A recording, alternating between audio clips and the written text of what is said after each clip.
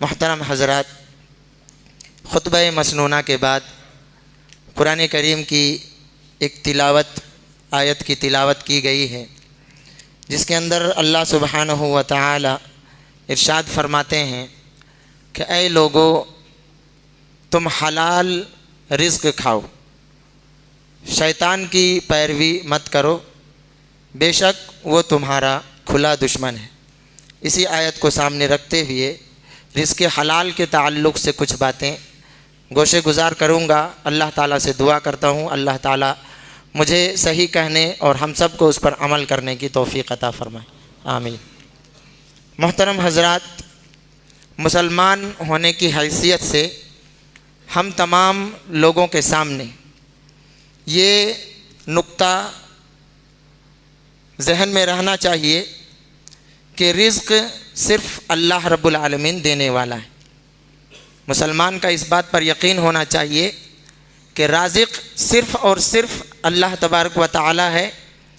اللہ کے علاوہ کسی کے پاس یہ اختیار اور پاور نہیں ہے۔ اللہ تبارک و تعالی نے قرآن کریم کے اندر فرمایا، ما ارید منہم من رزق وما ارید ان یطعمون، میں لوگوں سے رزق نہیں چاہتا اور نہ ہی اس بات کا ڈیمانڈ کرتا ہوں کہ وہ مجھے کھانا کھلائیں۔ ان اللہ هو الرزاق ذو القوۃ المتین، بے شک اللہ تعالیٰ وہ رزاق ہے اور زبردست طاقت اور قوت کا مالک ہے۔ یہ ایک چیز ہے جو ذہن میں رہنا چاہیے۔ دوسری چیز کہ زمین کے اندر جو بھی مخلوق اللہ رب العالمین نے پیدا کیے، ان تمام کے رزق کی ذمہ داری اللہ رب العالمین کے اوپر ہے۔ اللہ تعالیٰ نے فرمایا، وما من دابۃ فی الارض الا علی اللہ رزقها، جو بھی زمین پر چلنے والا ہے سب کا رزق اللہ رب العالمین کے ذمے ہے۔ تیسری بات، رزق کا فیصلہ آسمان سے ہوتا ہے، یعنی اللہ رب العالمین رزق کا فیصلہ فرماتا ہے۔ اللہ تعالیٰ نے فرمایا، وفی السماء رزقکم وما توعدون، آسمان میں تمہارا رزق ہے اور وہ چیز ہے جس کا تم سے وعدہ کیا جاتا ہے۔ ان تمام آیت کریمہ سے یہ بات ثابت ہوئی کہ رزق دینے والا صرف اور صرف اللہ تبارک و تعالی ہے۔ اس نے یہ اختیار اپنے بندوں میں سے کسی کو عطا نہیں کیا۔ دوسری چیز، تمام خزانے اللہ رب العالمین کے ہاتھوں ہیں، کسی کے پاس یہ خزانے نہیں ہیں۔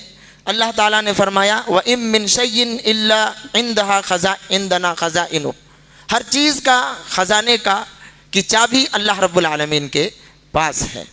تو ان آیت کریمہ سے بات یہ معلوم ہوئی کہ رزق اللہ تعالیٰ دینے والا ہے، لہٰذا بندے کے لیے ضروری ہے کہ رزق کا سوال صرف اور صرف اللہ رب العالمین سے کرے۔ اللہ کو چھوڑ کر کے کسی بندے کے سامنے یہ دست سوال نہ پھیلائے اور نہ یہ سوچے کہ یہ مجھے رزق دینے والا ہے، اور نہ ہی بدعقیدگی کے طور پر جو بازاروں میں چیزیں ملتی ہیں ان چیزوں کے اوپر انسان وشواس اور یقین نہ کرے۔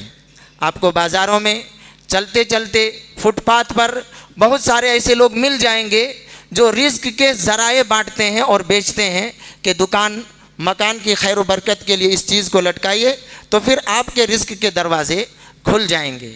آپ ذرا سوچئے کہ اگر یہ بات صحیح ہوتی تو وہ شخص جو تختیاں بیچنے والا ہے، سالوں سے راستے کے کنارے فٹ پاتھ پر وہ تختیاں بیچتا رہا ہے، اگر وہ یہ بات صحیح ہوتی تو پھر سب سے پہلے برکت اسی کے پاس آتی اور وہ کوئی اچھی سی دکان کھول کر کے اچھے طریقے سے تجارت اور کاروبار کر سکتا تھا۔ یہ سب تجارت اور بزنس ہے۔ ایک مسلمان کو چاہیے کہ کامل اور مکمل یقین اللہ رب العالمین کے اوپر رکھے کہ رزق دینے والا صرف اور صرف اللہ تبارک و تعالی ہے۔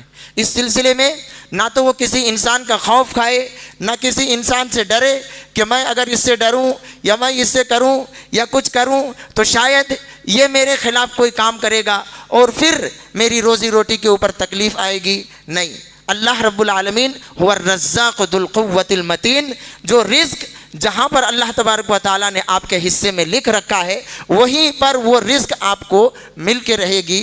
کوئی مائی کا لال آپ کے رزق کو چھین نہیں سکتا ہے۔ تو جب اللہ رب العالمین رزاق ہے، رزق کا مالک ہے، تو پھر اللہ تبارک و تعالیٰ نے یہ فرمایا کہ تم رزق کو تلاش کرو، اس کے لیے محنت کرو، جستجو کرو۔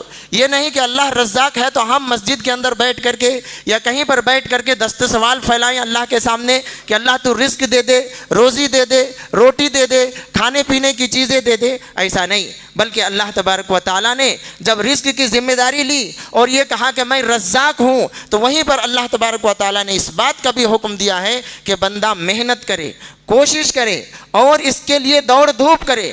اللہ کے رسول صلی اللہ علیہ وسلم فرماتے ہیں کہ تم میں سے کوئی شخص جو کھانا کھاتا ہے تو سب سے بہترین کھانا کون سا ہے؟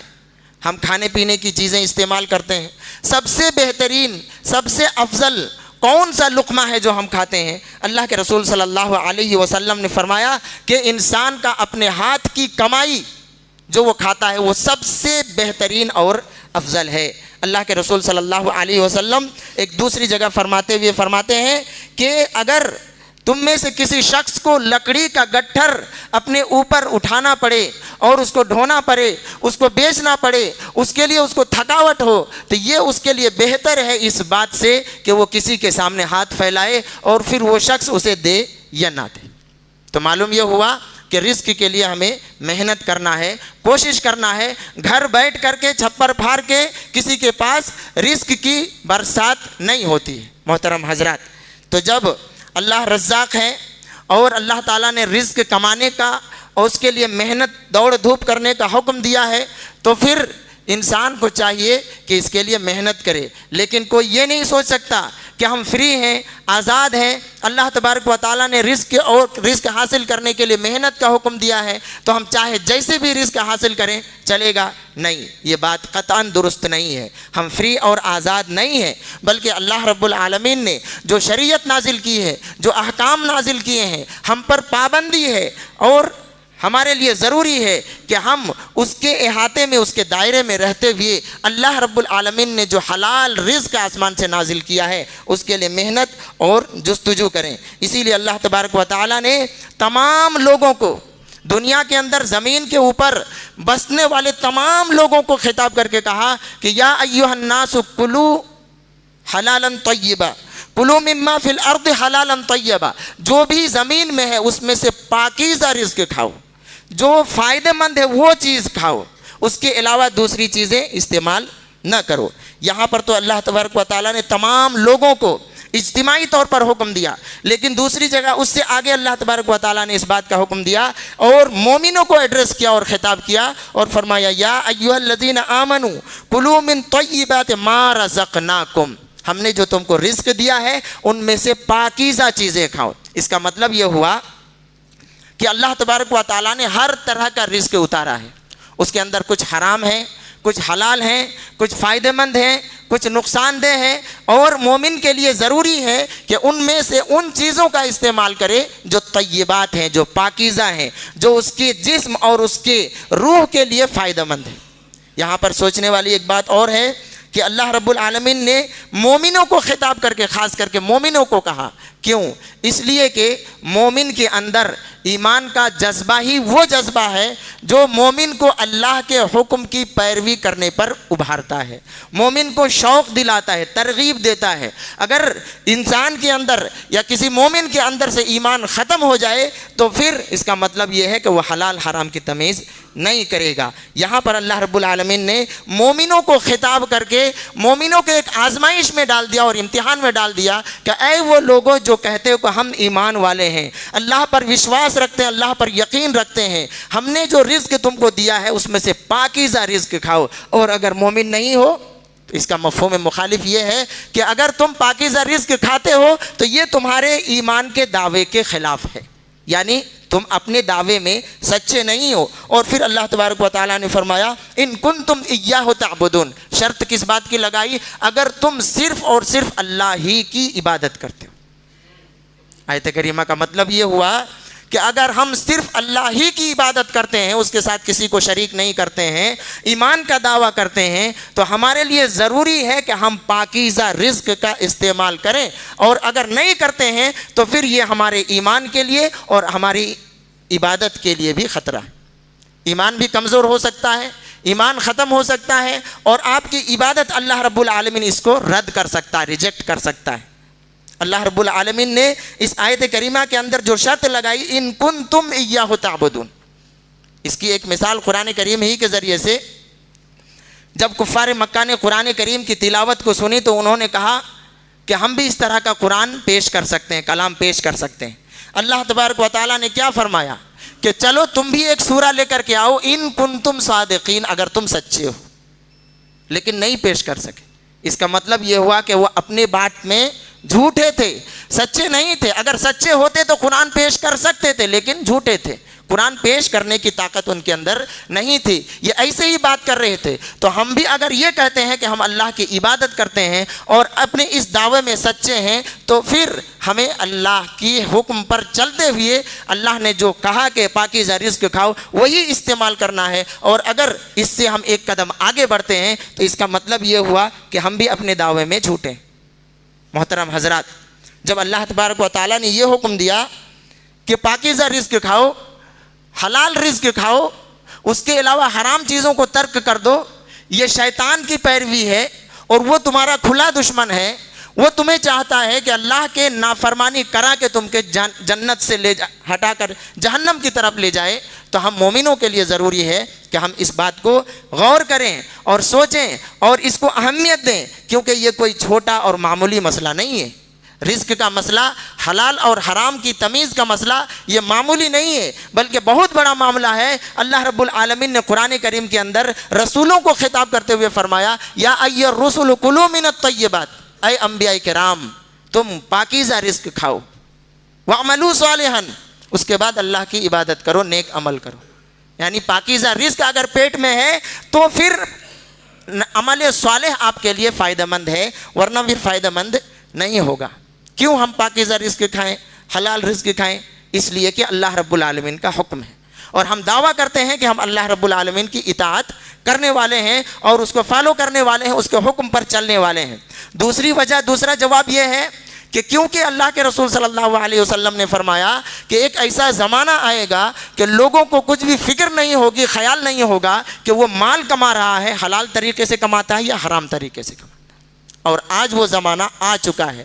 بہت سارے لوگوں کو یہ فکر نہیں ہوتی, وہ کیئر نہیں کرتے. بس پیسہ آنا چاہیے, دولت ہونی چاہیے, بینک بیلنس ہونا چاہیے, ہمارے پاس طاقت ہونا چاہیے. پیسے کے حساب سے, دولت کے اعتبار سے ہم طاقتور ہونا چاہیے.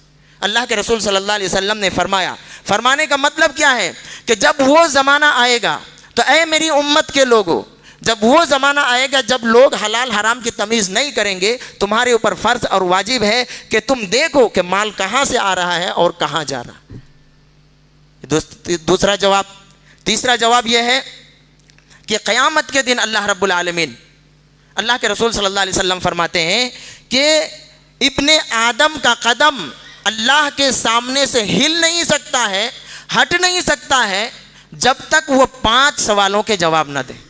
اور ان میں سے ایک سوال اسی مال کے تعلق سے ہے, کہاں سے کمایا اور کہاں پر خرچ کیا.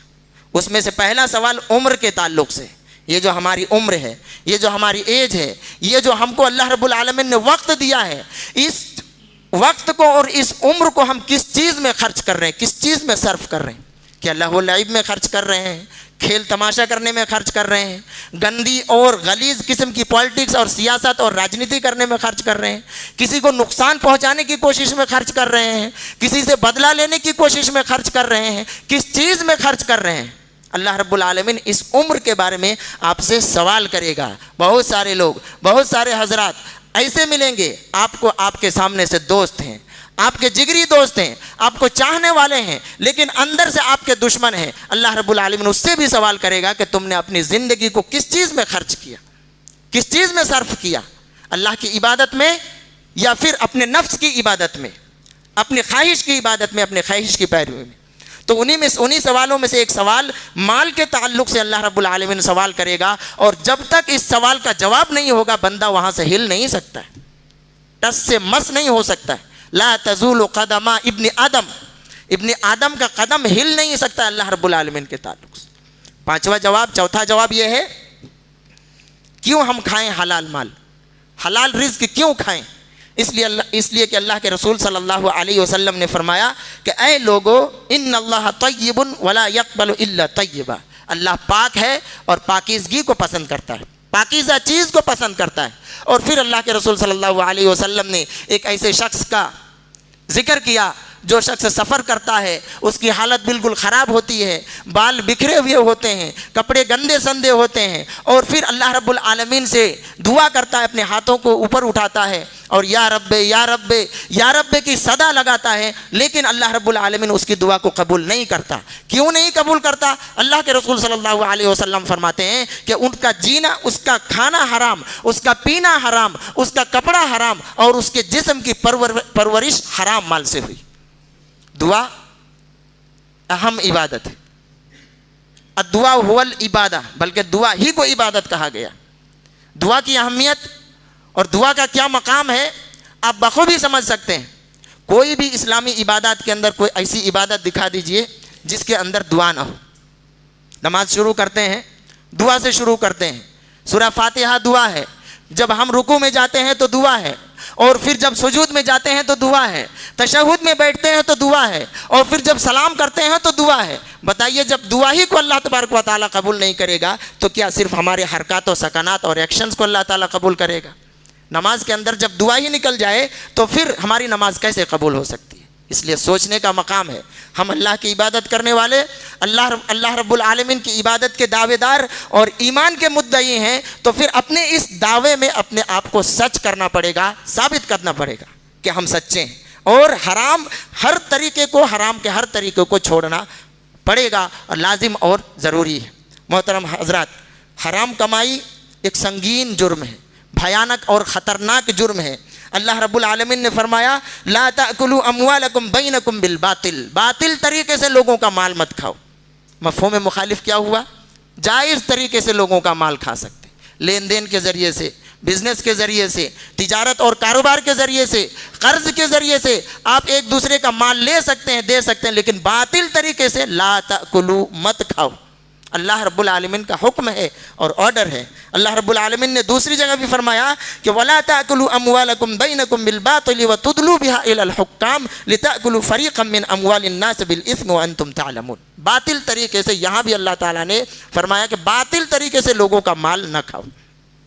ہم اور آپ سمجھتے ہیں کون سا طریقہ صحیح ہے جو ہم مال کھاتے ہیں اور کون سا طریقہ غلط ہے۔ ہر دکاندار سمجھتا ہوگا کہ میں غلط کرتا ہوں یا اچھا کرتا ہوں، ہر بزنس مین سمجھتا ہوگا کہ میں غلط کرتا ہوں یا اچھا کرتا ہوں، یعنی جو جس معاملے میں، جو جس تجارت میں، جس کاروبار میں ہے، وہ جانتا ہے کہ میرا یہ کاروبار صحیح ہے یا نہیں ہے۔ مال حرام طریقے سے کھانے کے بہت سارے راستے ہیں، انہی راستوں میں سے ایک چوری کرنا ہے۔ چوری کسی کی مرضی کے بغیر، اس کا مال اس کی اجازت کے بغیر، اس کی غیر موجودگی میں لے لینا۔ کیا فرمایا اللہ تعالیٰ نے؟ وَالسَّارِقُ وَالسَّارِقَةُ فَاقْطَعُوا أَيْدِيَهُمَا جَزَاءً بِمَا كَسَبَا۔ چور اور چورنی کے ہاتھ کو کاٹ ڈالو اس عمل کی وجہ سے جو اس نے کیا ہے۔ چوری کیا کسی نے اگر کسی کا 100 روپیہ چوری کیا، کسی نے کسی کا 1000 چوری کیا، تو کیا اس کا ہاتھ کاٹ دیا جائے؟ اتنا قیمتی ہاتھ جس کے سہارے انسان کماتا ہے، ہاتھ کاٹ دیا جائے؟ جی ہاں، اس کا ہاتھ کاٹ دیا جائے، کیونکہ اللہ رب العالمین نے انسان کے مال، انسان کے آبرو اور انسان کے عزت کو وہ مقام دیا ہے کہ اگر غلط طریقے سے کوئی شخص اس کی طرف اپنے ہاتھ کو بڑھاتا ہے تو پھر اس کے ہاتھ کو زندہ رہنے کا کوئی حق نہیں، اس کو اس کے جسم سے، دھڑ سے الگ کر دینا چاہیے۔ جس ذریعے سے یہ ہاتھ طاقت پا رہا ہے اس ذریعے سے اس کو الگ اور جدا کر دینا چاہیے کہ وَالسَّارِقُ وَالسَّارِقَةُ فَاقْطَعُوا أَيْدِيَهُمَا، اس کو کاٹ ڈالو۔ اللہ کے رسول صلی اللہ علیہ وسلم نے فرمایا اللہ تعالیٰ چور پر لعنت فرمائے کہ وہ ایک انڈا بھی چوری کرتا ہے تو اس کے ہاتھ کو کاٹ دیا جاتا۔ لعنت کی اللہ کے رسول صلی اللہ علیہ وسلم۔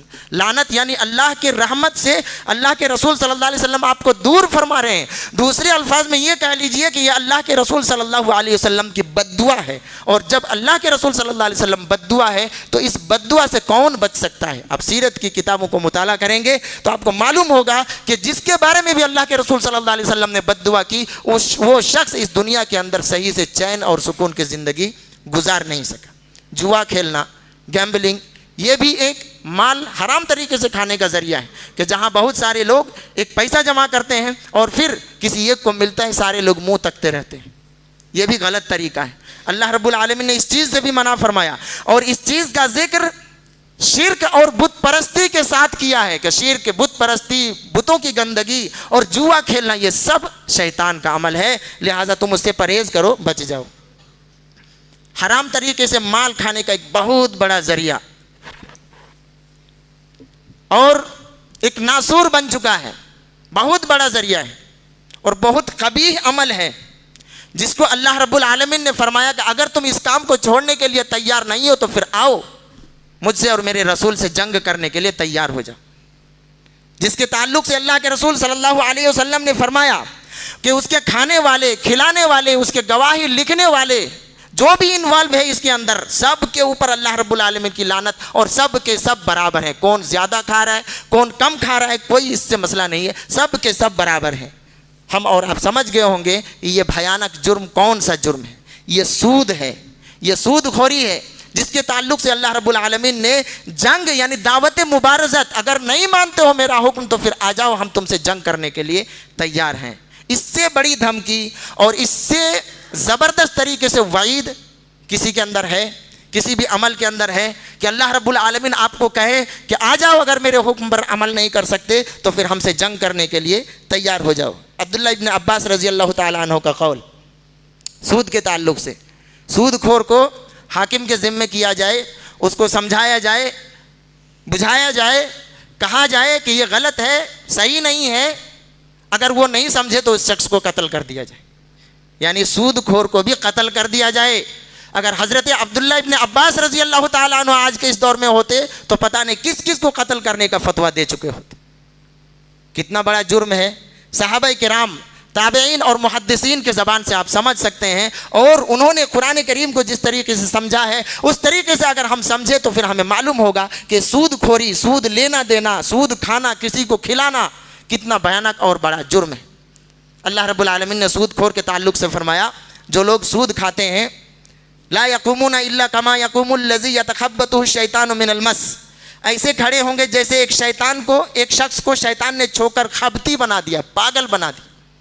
یعنی قیامت کے دن ایسے اٹھے گا جیسے وہ پاگل ہے, الٹی سیدھی حرکتیں کرتا ہے, کیونکہ سود خور اس دنیا کے اندر الٹی سیدھی حرکت کرتا ہے. اس کو صرف پیسہ چاہیے, غریب کی غریبی, مجبور کی مجبوری, اس کو نہیں کچھ نہیں, مجھے صرف پیسہ چاہیے. غریب کے خون کا ایک قطرہ بھی چوسنے کے لیے وہ تیار ہوتا ہے. تو جب اس کی دنیا کے اندر یہ حالت ہے تو قیامت کے دن بھی اس کی یہی حالت ہوگی کہ وہ وہاں بھی پاگل ہوگا اور وہاں پر اسے کچھ سمجھ میں نہیں آئے گا کیا ہو گیا, کیا کرنا چاہیے. حرام کام, حرام مال کمانے کا ایک بہت بڑا ذریعہ کسی کے مال کو قسم کھا کر کے لے لینا کہ میں قسم کھاتا ہوں یہ میرا ہے. اللہ کے رسول صلی اللہ علیہ وسلم ایسے شخص کے بارے میں فرماتے ہیں کہ اس کی ملاقات اللہ سے اس حالت میں ہوگی کہ اللہ تعالیٰ اس پر غضبناک ہوگا. اسی طریقے سے ماپ تول میں, وزن کر کے دینے میں اور لینے میں کمی بیشی کرنا. آپ پیسہ کچھ لیتے ہیں, سامان کچھ کا کچھ دیتے ہیں. یہ بھی اللہ کے رسول اللہ رب العالمین نے فرمایا کہ ویل للمطففین, ایسے لوگوں کے لیے ویل ہے, جہنم. اللہ کے رسول صلی اللہ علیہ وسلم نے فرمایا کہ جب ماپ تول میں کمی کی جائے گی تو پھر ایسی حالت میں قحط سالی, مہنگائی اور ظالم و جابر قسم کے بادشاہ مقرر ہو جائیں گے. تو پھر ہمارے اندر خرابی اور نقص ہے تو پھر ہمیں شکایت نہیں کرنا چاہیے کہ یہ ہمارے ساتھ کیا ہو گیا, ایسا ہو رہا ہے, ایسے ہمیں گاجر مولی کی طرح کاٹا جا رہا ہے, ہمیں تکلیف دی جا رہی ہے. اسی طریقے سے کاروبار میں دھوکہ دینا, فراڈ کرنا کسی کے ساتھ. اللہ کے رسول صلی اللہ علیہ وسلم ایک مرتبہ گزرے, اناج گلے کا ایک ڈھیر رکھا ہوا تھا, آپ نے اس کے اندر ہاتھ ڈالا تو اندر بھیگا ہوا ہے پانی. فرمایا یہ کیا ہے؟ اس نے کہا کہ بارش ہوئی تھی تو بھیگ گیا.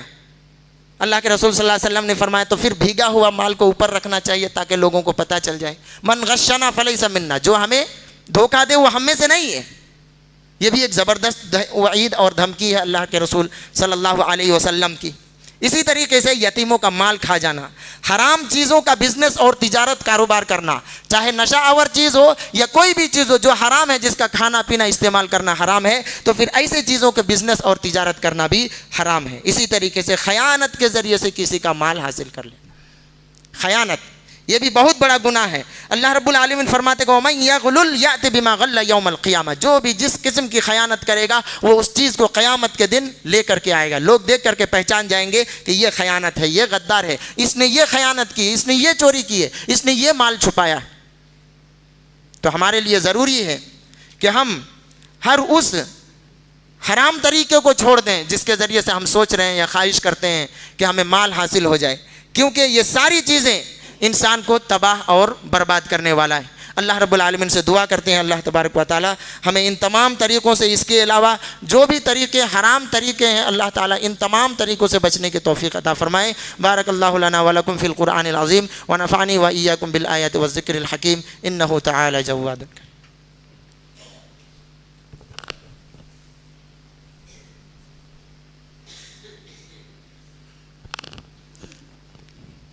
ان الحمد للہ وحدہ والصلاة والسلام علی من لا نبی بعدہ اما بعد۔ محترم حضرات، یہ جو کچھ طریقے اور راستے مال کمانے کے جو غلط ہیں، کیوں ایسا ہوتا ہے، اس کے کچھ اسباب اور وجوہات میں ذکر کروں گا مختصر طور پر۔ پہلا سبب یہ ہے کہ خوف الہی نہ ہونا۔ جس کے دل کے اندر خوف نہیں ہے تو پھر وہ کسی بھی گناہ سے بچ نہیں سکتا، کوئی نیکی نہیں کر سکتا۔ دوسرا سبب ہے راتوں رات مالدار بننے کی خواہش ہونا۔ جب انسان کے اندر یہ خواہش ہو جائے کہ میں مالدار بنوں گا اور میں کروڑ پتی بنوں گا، میں اچھی گاڑیوں میں گھوموں گا، میں عیش و عشرت کی زندگی گزاروں گا، تو پھر انسان کی نہ تو خواہش کبھی پوری ہوگی اور نہ ہی کوئی غلط طریقہ وہ چھوڑے گا۔ یہ دوسرا سبب ہے۔ تیسرا سبب اور تیسری وجہ ہے حرام خوری کی سنگینی سے ناواقفیت۔ حرام خوری یعنی غلط طریقے سے مال کھا لینا کتنا بڑا جرم ہے اللہ رب العالمین کی نظر میں، اس چیز کو انسان نہیں جانتا ہے، جس کی وجہ سے وہ یہ غلط طریقے اپناتا ہے۔ چوتھی چیز طمع اور لالچ، یعنی انسان کے اندر لالچ آ جائے، حرص آ جائے، تو پھر ایسا انسان اپنے لالچ کے مطابق مال کمانے کے لیے ہر طریقہ ہر ذریعہ اپنائے گا۔ اللہ کے رسول صلی اللہ علیہ وسلم فرماتے ہیں کہ 2 بھوکے بھیڑیوں کو بکریوں میں چھوڑ دو، اس کے اندر وہ اتنی خرابی نہیں پھیلائے گا جتنی خرابی مال کا لالچی آدمی معاشرے کے اندر پھیلائے گا۔ بھوکا بھیڑیا، اس کو تو کھانا چاہیے، وہ اتنی خرابی نہیں پھیلائے گا، اتنا فساد نہیں کرے گا جتنا فساد مال کا لالچی آدمی کرے گا۔ محترم حضرات، شعبان المعظم کا مہینہ چل رہا ہے، اور اس مہینے کے تعلق سے اللہ کے رسول صلی اللہ علیہ وسلم کی سنت کیا ہے، طریقہ کیا ہے، آپ کیا کرتے تھے، کون سی عبادت پر آپ کی خاص توجہ ہوتی تھی، ان چیزوں کو ہمارے لیے جاننا بہت ضروری ہے۔ سنت کی پیروی کرنا اور بدعت سے دور رہنا یہ ہمارے لیے بہت ضروری ہے۔ شعبان کا مہینہ، اللہ کے رسول صلی اللہ علیہ وسلم کی جو خاص عبادت تھی اس مہینے کے اندر سب سے زیادہ، وہ کیا ہے؟ اللہ کے رسول صلی اللہ علیہ وسلم اکثر ایام کا روزہ رکھا کرتے تھے۔ اس کے علاوہ دوسرا کوئی عمل کا ثبوت نہیں ملتا ہے۔ راتوں کو قیام کرنا جو نارمل اللہ کے رسول صلی اللہ علیہ وسلم کا طریقہ تھا، آپ ہر رات میں قیام کرتے تھے، اسی طرح اس مہینے میں بھی قیام کرتے تھے۔ اس مہینے کی 15 تاریخ کو رات کو جو قیام کیا جاتا ہے، دن میں روزہ رکھا جاتا ہے، اس کے تعلق سے اللہ کے رسول صلی اللہ علیہ وسلم فرماتے ہیں کہ کسی بھی دن کو خاص مت کرو کہ ہم اسی دن میں عبادت کریں گے، اسی دن میں روزہ رکھیں گے، یہاں تک کہ جمعہ کے دن کو بھی نہیں۔ جمعہ جو کہ افضل الایام ہے، اس دن کو جب خاص نہیں کر سکتے تو پھر دوسرے دن کو خاص کرنے کی وجہ کیا ہے؟ اسی طریقے سے 15 شعبان کی رات کے تعلق سے جو فضیلتیں اور جو ثواب بیان کیا جاتا ہے، صرف 2 حدیثیں ایسی ہیں جو صحیح ہیں، باقی جتنی حدیثیں بیان کی جاتی ہیں وہ اللہ کے رسول صلی اللہ علیہ وسلم سے ثابت نہیں ہے، ضعیف ہے، موضوع ہے، من گھڑت ہے۔ ہم تمام مسلمانوں کو چاہیے کہ اللہ کے رسول صلی اللہ علیہ وسلم سے جو ثابت ہے اسی پر عمل کریں، جو ثابت نہیں ہے اس کو چھوڑ دیں۔ یہی اللہ کے رسول صلی اللہ علیہ وسلم سے محبت کرنے کی سچی دلیل ہے۔ محترم حضرات، شعبان کی رات میں، 15 شعبان کی رات میں جو غلط عقیدے کیے جاتے ہیں اور جو حدیث کے اندر بیان کیا گیا اس رات کے تعلق سے کہ اللہ تعالیٰ اس رات میں خاص نظر رحمت سے دیکھتے ہیں اور پھر سارے لوگوں کو معاف کر دیتے ہیں، صرف شرک کرنے والے کو اور دشمنی رکھنے والے کو معاف نہیں کرتا۔ لیکن افسوس یہ ہے کہ اس رات میں لوگ محفلیں سجاتے ہیں، نعت پڑھتے ہیں، اللہ کے رسول صلی اللہ علیہ وسلم کو مدد کے لیے بلاتے ہیں، عقیدہ یہ رکھا جاتا ہے کہ ہمارے مردے ہمارے گھروں کی زیارت کرنے کے لیے آتے ہیں اور ہم سے کچھ مانگتے ہیں، لہٰذا قرآن خوانی کرو، فاتحہ کرو، ثواب پہنچاؤ۔ ایسا کچھ بھی اللہ کے رسول صلی اللہ علیہ وسلم سے ثابت نہیں ہے۔ اور یہ جو بارات کی طرح لوگ جاتے ہیں قبرستان میں زیارت کرنے کے لیے، اللہ کے رسول صلی اللہ علیہ وسلم سے یہ بھی ثابت نہیں ہے۔ ضعیف روایت کی بنیاد پر اگر کہا جائے کہ اللہ کے رسول صلی اللہ علیہ وسلم گئے تو اللہ کے رسول صلی اللہ علیہ وسلم اکیلے اور تنہا گئے، نہ تو قبرستان میں کوئی لائٹنگ کی، نہ تو کسی قبر کو سجایا، اور نہ ہی کسی صحابی کو، کسی ساتھی کو آپ صلی اللہ علیہ وسلم نے ایسا کرنے کا حکم دیا۔ تو پھر جب 15 شعبان آپ کہہ رہے ہیں کہ مغفرت کی رات ہے تو ہم اس میں عبادت کیوں نہ کریں؟ جی صحیح سوال ہے۔ جواب یہ ہے کہ اللہ رب العالمین نے ہمارے لیے نبی کریم صلی اللہ علیہ وسلم کو اسوہ، آئیڈیل اور نمونہ بنایا ہے، اس لیے ہر میدان میں ہمیں ڈھونڈنا یہ ہے کہ اللہ کے رسول صلی اللہ علیہ وسلم کا طریقہ اس چیز میں ہے یا نہیں ہے۔ اگر ہے تو شوق اور محبت کے ساتھ، ایمان کے ساتھ کرنا چاہیے، اور اگر نہیں ہے تو پھر اسی چیز کو بالکل چھوڑ دینا چاہیے، کیونکہ اللہ کے رسول صلی اللہ علیہ وسلم کے سنت کے مطابق جو بھی عمل ہوگا وہ بدعت ہوگا، اور ہر بدعت گمراہی ہے، اور ہر بدعت انسان کو جہنم تک لے جانے والی ہے۔ اللہ رب العالمین سے دعا کرتے ہیں اللہ تبارک و تعالی نبی کریم صلی اللہ علیہ وسلم کی سنت کے مطابق ہمیں عبادتیں کرنے کی توفیق عطا فرمائے۔ اللہ تبارک و تعالی ہماری عبادتوں کو قبول فرمائے۔ محترم حضرات، ایک اعلان ہے، آپ کو معلوم ہے مسجد کے اخراجات کے لیے مہینے میں کلیکشن ہوتا ہے۔ آج اس مسجد کا کلیکشن ہے۔ آپ تمامی حضرات سے گزارش کرتے ہیں دل کھول کر کے اس کا تعاون کریں۔ اللہ رب العالمین سے دعا کرتے ہیں اللہ تبارک و تعالیٰ آپ کے مدد کرنے کو قبول فرمائے۔ ایک اعلان یہ بھی ہے کہ ایک چھوٹی بچی کا آپریشن ہے، اللہ تعالیٰ سے دعا کریں اللہ تعالیٰ ان کو شفائے کاملہ عاجلہ عطا فرمائے۔ اللہ تعالیٰ سے دعا کریں جو بھی غیر شادی شدہ ہیں، مرد ہوں، عورت ہوں، بھائی ہوں، بہن ہوں، اللہ تبارک و تعالیٰ انہیں اچھا رشتے کا انتظام فرمائے۔ جو لوگ مقروض ہیں اللہ تعالیٰ ان کی ادائیگی کا ذریعہ پیدا فرمائے۔ جو لوگ بھی مقدمات میں جھوٹے کیس میں پھنسے ہوئے ہیں اللہ تعالیٰ ان کے نکلنے کا راستہ فرمائے۔ ہم میں سے جو لوگ بھی زندہ ہیں اللہ تبارک و تعالیٰ ایمان کی حالت میں زندہ رکھے، اور جب ہمارا خاتمہ ہو تو خاتمہ بالخیر ہو۔ اللہ رب العالمین ہم میں سے جو لوگ گزر گئے ہیں اور توحید پر ان کی موت ہوئی ہے اللہ تبارک و تعالیٰ ان کی مغفرت فرمائے، گناہوں کو معاف فرمائے، نیکیوں کو قبول فرمائے۔ اللہم اعز الاسلام والمسلمین واذل الشرک والمشرکین۔ اللہم ربنا آتنا ما وعدتنا علی رسلک ولا تخزنا یوم القیامہ انک لا تخلف الميعاد۔ اللہم انصرنا واخواننا المسلمین فی کل مکان علی القوم الکافرین۔ اللہم ربنا آتنا فی الدنیا حسنة وفی الآخرة حسنة وقنا عذاب النار۔ اللہم ربنا تقبل منا انک انت السمیع العلیم وتب علینا انک انت التواب الرحیم۔ سبحان ربک رب العزة عما یصفون وسلام علی المرسلین والحمد للہ رب العالمین۔